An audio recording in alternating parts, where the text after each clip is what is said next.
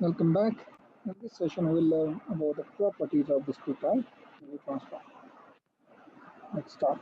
So, the first property of discrete time Fourier transform is periodicity property.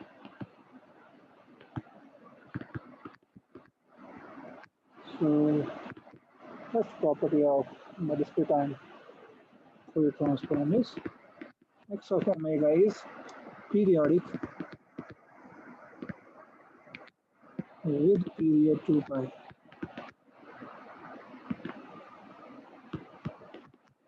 So, now to prove this property, what it means x of omega plus 2 pi is x of omega. And this is true for all omega. Let's prove this. So we say x of omega plus 2 pi will be simply is replacing omega by omega plus 2 pi in the definition of discrete time Fourier transform. So this is equal to summation running from minus infinity to infinity x of n e raised to power minus j omega n e raised to power minus j 2 pi n. Now this is equal to 1. This is a sinusoid which is equal to 1. This is equal to minus infinity to infinity x of n e to the power of minus j omega n. As you can see, this is simply x of omega, sorry, not x of n, x of omega. So this is the periodicity property of discrete time Fourier transform. Second property is linearity property. So second property is linearity property. This says if discrete time Fourier transform, if we use the notation. So this says simply if discrete time Fourier transform of x of n is x1 of omega and discrete time Fourier transform of x2 of n is x2 of omega, and then discrete time Fourier transform of x1 of n filled by some constant x2 of n is simply a1 x1 of omega plus a2 x2 of omega. So this is discrete time Fourier transform linearity property. Now the third property is the time shifting property. This is very important. Time shifting property of discrete time Fourier transform. So the third property is time shifting property of discrete time Fourier transform. And this property says if the Fourier transform or the discrete time Fourier transform of x of n is x of omega. So if discrete time Fourier transform of x of n is x of omega, then discrete time Fourier transform of time shifted sequence is e to the power of minus j omega k s of omega. So let's prove this property. We know discrete time Fourier transform of, let me write it like this. So the discrete time Fourier transform of x of n minus k using the definition will be simply summation n running from minus infinity to infinity x of n minus k e to the power of minus j omega n. So put n minus k equal to m, we have this will be k, n will be equal to m plus k. So that means the discrete time Fourier transform x of n minus k will be equal to, simply put n is equal to m is equal to n minus k. This will be, and when n is minus infinity, m will be minus infinity. When n is plus infinity, m will be plus infinity. So m will vary from minus infinity to plus infinity. Again, x of m e to the power of j omega m plus k. So this will be simply equal to summation m running from minus infinity to infinity x of m e to the power of j omega m e to the power of minus g omega k. Now this summation is independent of k, so taking this term out, we'll have e to the power of minus g omega k summation m running from minus infinity to infinity x of m e to the power of minus g omega. Now what is this term? This is simply e to the power of minus g omega k x of omega. So this is the definition of discrete time Fourier transform. So the discrete time Fourier transform of x of n minus k. Discrete time Fourier transform of x of n minus k. This time shifted signal is e to the power of minus g omega k, the shift amount multiplied by x of omega. Alright. Next, what we do, we see the frequency shifting property of discrete time Fourier transform. So the fourth property is frequency shifting property. Frequency shifting property. What does this property say? This simply means if the discrete time Fourier transform of x of n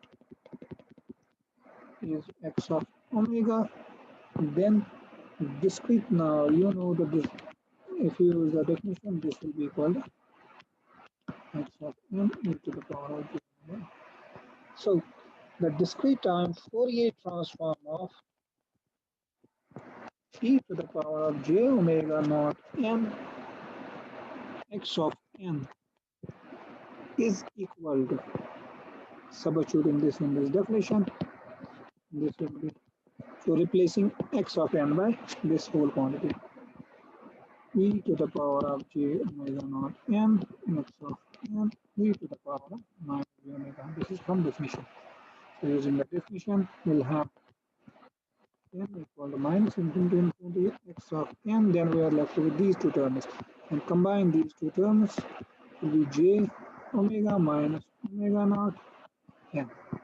And if you compare this and this expression, have a look at these two expressions. This is referred as x of omega. So what will be this referred as? This will be referred as x of omega minus omega. So this is the frequency shifting property of discrete time Fourier transform. The discrete time Fourier transform. This is omega minus omega naught, and is replacing omega by omega minus omega. Now the fifth property is time reversal property. So fifth property is time reversal property.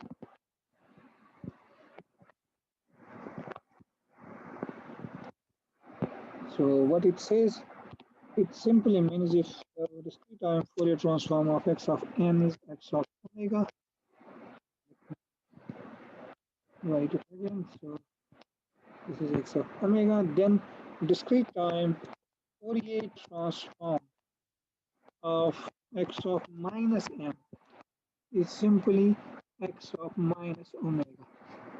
X of minus omega. So let me prove it. Let me use a definition here. So this is n running from minus infinity to infinity, x of minus n e to the power of minus g omega n by definition. Now put n is equal to minus m. Put n is equal to minus m. So what will happen to the summation when n is minus infinity, m will be plus infinity. When n is plus infinity, m will be minus infinity. And substitute it in this. So we'll have discrete time Fourier transform of x of minus n will be equal to discrete time Fourier transform. Sorry, let me use the definition directly. So this will be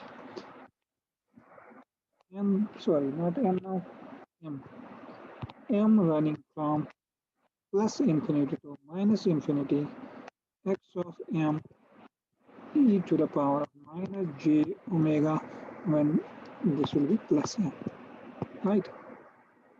So now the summation is running from plus infinity to minus infinity. Now whether the summation runs from minus infinity to plus infinity, means whether you sum the terms from left to right or right to left, it is a material. So you can change the order of the summation.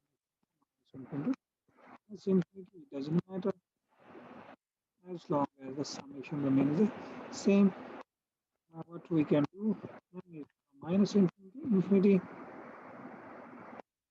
x of m e to the power. I can write it like this. Let me rewrite this term. So it will be minus g minus 1. Now using the definition, using the definition here, have a look at the definition.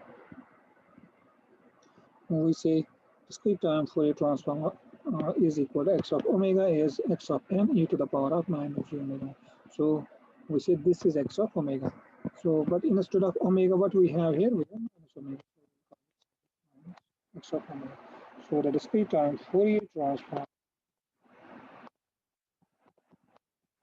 of x of minus n is simply x of minus omega. So when you reverse the time, the discrete time Fourier transform becomes like this.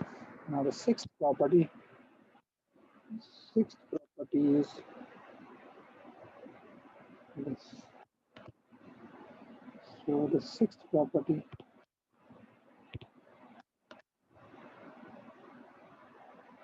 is differentiation property.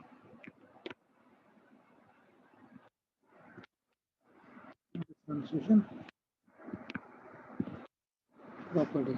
Now what does this differentiation property say? It means simply x of omega is summation n running from minus infinity to infinity x of n e to the power of minus j omega n. Then if we differentiate this x of omega with respect to omega, this will be differentiating both sides with respect to omega. This will be simply j omega n minus j n. Right? So differentiating this with respect to omega, it will be minus j n. Now we can write it like this. So this will be t by d omega x of omega is simply minus j. I will write outside n running from minus infinity to infinity n x of n e to the power of minus j omega. Now if I take j on this side, means if I divide both sides by this j, if I do divide this on both sides by j, it will be 1 by j divided j, and we know 1 by j is minus 1, minus j, sorry, minus this 1 by j is minus j, it will be j d by d omega equal to minus j and minus j, and j will cancel. We are left with minus n x of n e to the power of minus j omega n. Minus and minus cancels, so we say n from minus infinity to infinity n n to the power of minus j omega. Have a look at this. So it will be j d omega. We can write it first. Now have a look at this. This means simply this is discrete time Fourier transform.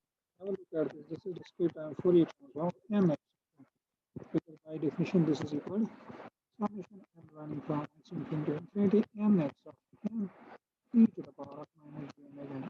That's equal to, that's very, very important.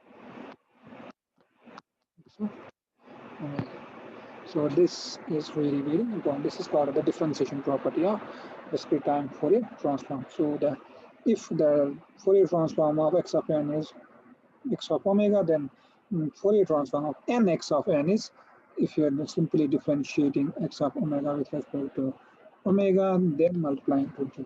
That will give you the discrete time Fourier transform of n x of n. All right. Let me end this session here. In the next session, we will learn the convolution property of discrete time Fourier transform.